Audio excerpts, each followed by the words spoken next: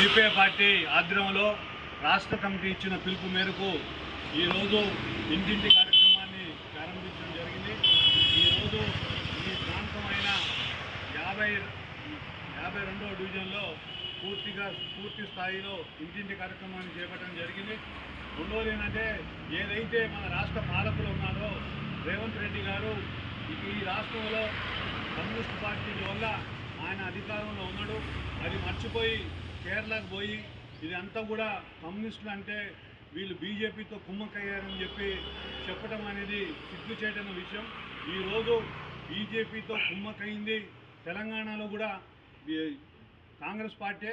ఎందుకంటే రేవంత్ రెడ్డి గారు వచ్చిన తర్వాత మైనార్టీలకు కానీ ఎస్సీ ఎస్టీలకు ఇంతవరకు ఒక్క పైసా కూడా విడుదల చేయకపోవటం.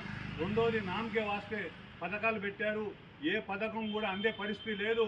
అది గుర్తించుకోకుండా ఏదో రాష్ట్రంలో పోయి ఇక్కడ ఏం మాట్లాడి నడుస్తుంది అనేది ఒకటి చెప్తాం సరైనది కాదు.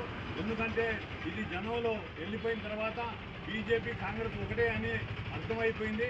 ఎందుకంటే ఎక్కడ పోతే అక్కడ పాట పాడతారు కాబట్టి ఈసారి కాంగ్రెస్కి ఖచ్చితంగా బుద్ధి చెప్పాల్సిన పరిస్థితి వస్తుందని చెప్పి హెచ్చరిస్తుంది.